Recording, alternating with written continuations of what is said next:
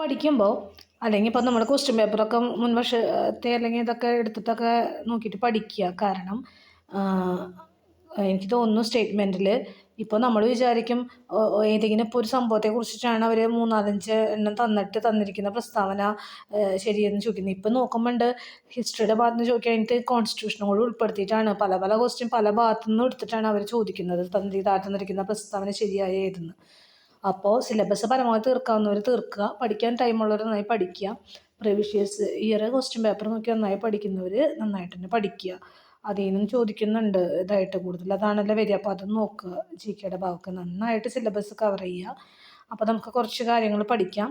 Union ലിസ്റ്റിൽ ഇനിയിപ്പോൾ നമ്മൾ വിചാരിക്കും എന്നാൽ പിന്നെ നമുക്ക് ഇന്ന രീതിയിൽ പഠിക്കാമെന്ന് വിചാരിച്ച് കഴിഞ്ഞാൽ ഇന്ന ഭാഗം നോക്കാമെന്ന് വിചാരിച്ച് കഴിഞ്ഞാൽ അടുത്ത എക്സാമിന് ചിലപ്പോൾ ഈ ഭാഗവുമായി ബന്ധപ്പെട്ട് ഒരു ചോദ്യം വന്നൊന്നും വരില്ല റിലേറ്റഡ് ആയിട്ട്.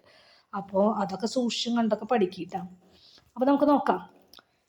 യൂണിയൻ ലിസ്റ്റിൽ ഉൾപ്പെടുന്ന വിഷയങ്ങളാണ് പ്രതിരോധം, ആണവോർജം, യുദ്ധവും സമാധാനവും, വിദേശകാര്യം, ബാങ്കിങ്, റെയിൽവേ, തപാൽ, വ്യോമയാനം, തുറമുഖം, വിദേശ വ്യാപാരം, നാണയ വ്യവസ്ഥ തുടങ്ങിയവ.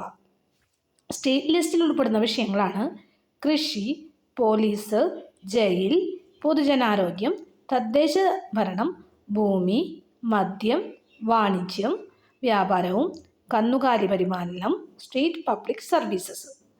കൺകറന്റ് ലിസ്റ്റിൽ ഉൾപ്പെടുന്ന വിഷയങ്ങളാണ് വിദ്യാഭ്യാസം, വനം, ദത്തെടുക്കലും പിന്തുടർച്ചാവകാശവും, തൊഴിലാളി സംഘടനകൾ, മായം ചേർക്കൽ, സ്വത്ത് കൈമാറ്റമൊക്കെ. അപ്പോൾ എല്ലാവരും നന്നായി പഠിക്കുക.